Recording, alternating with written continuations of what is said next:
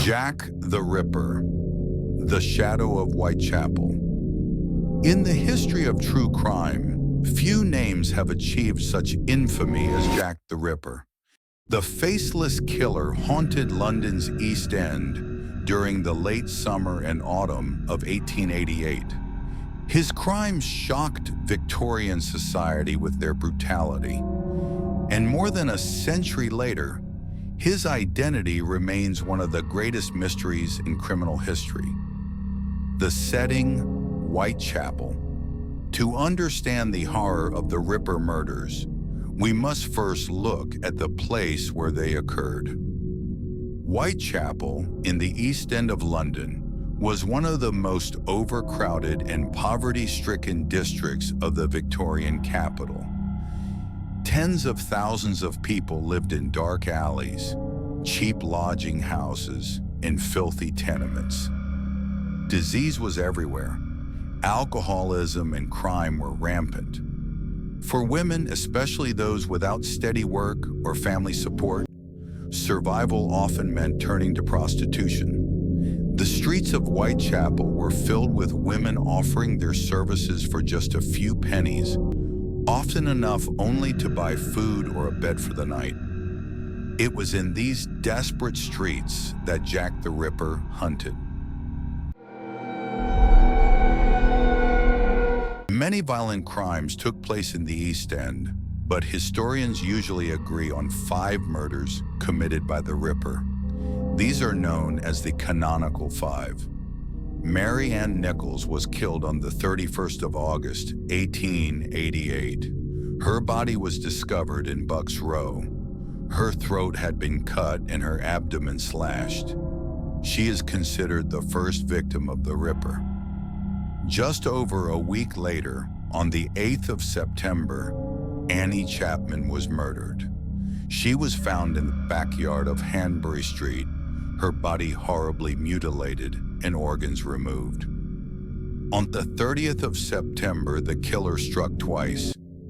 Elizabeth Stride was found on Berner Street with her throat cut, but without the abdominal mutilations typical of the Ripper.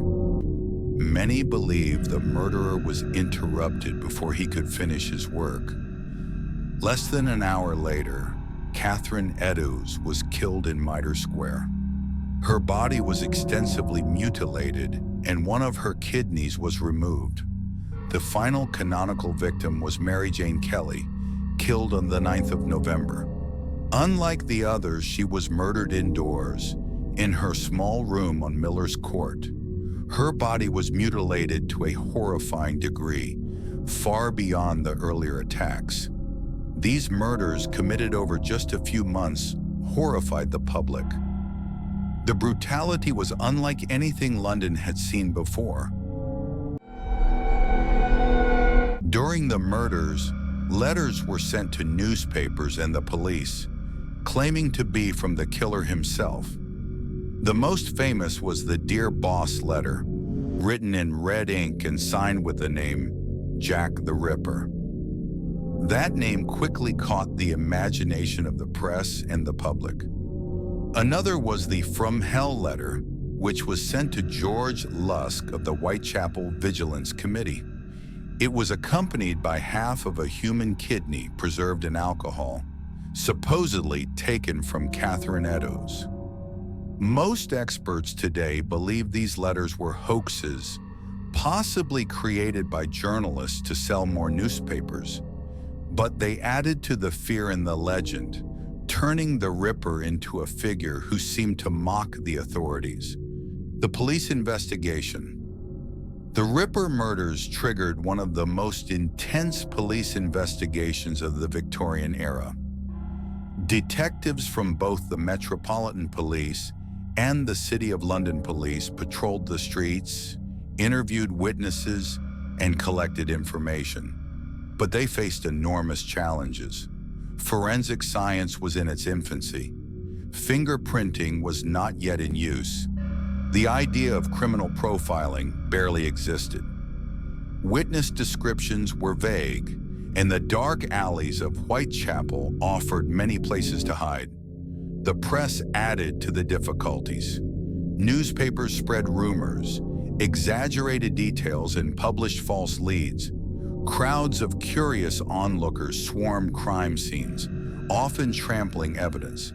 And within Whitechapel, the local population distrusted the police, who were seen as outsiders. In the end, despite all their efforts, the police never identified the killer.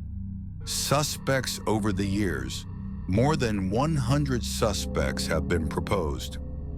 Among the most discussed are a few notorious names. Montague John Druitt was a barrister and teacher who drowned himself in the River Thames shortly after the final murder. Some officials at the time privately suspected him. Aaron Kosminski was a Polish immigrant with a history of mental illness. He lived in Whitechapel, and in modern times, a controversial DNA analysis linked him to a shawl allegedly belonging to Catherine Eddowes. Michael Ostrog, a Russian con man and criminal, was listed as a suspect in police records, though no firm evidence connected him to the crimes. Conspiracy theories even suggested Prince Albert Victor, grandson of Queen Victoria, though historians dismiss this as fiction. The painter Walter Sickert was accused much later, most famously by author Patricia Cornwell, though her claims remain disputed. Despite endless speculation, no suspect has ever been proven to be Jack the Ripper. Public fear and the media. The murders created a wave of fear across London. Newspapers published lurid illustrations and sensational headlines, sometimes day after day.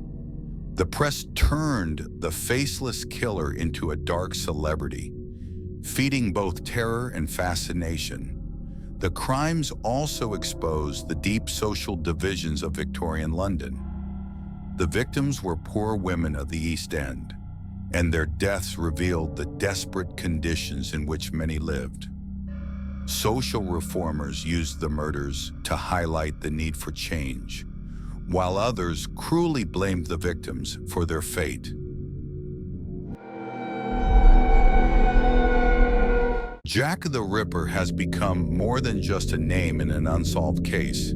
He is a cultural icon of fear, symbolizing the unknown predator who kills without reason. His story has inspired hundreds of books, films, and television dramas. Criminology was also shaped by the case. The failure to capture the Ripper highlighted the limits of Victorian policing and pushed investigators toward more modern methods. Some consider the case the beginning of criminal profiling, as detectives tried to imagine the psychology of the killer. Why the mystery endures. More than 130 years later, the Ripper still fascinates. The reasons are clear. The case remains unsolved, leaving endless room for speculation. The brutality of the murders was shocking and unforgettable.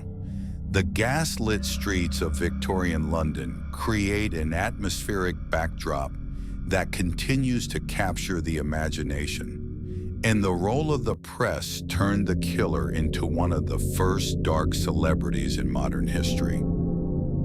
Jack the Ripper was more than a murderer. He became a symbol. His crimes exposed the social inequalities of Victorian London, challenged the police, and left behind a mystery that has never been solved. The alleys of Whitechapel have long since changed, but the shadow of the Ripper still lingers, haunting our imagination and reminding us of the darkest side of human nature.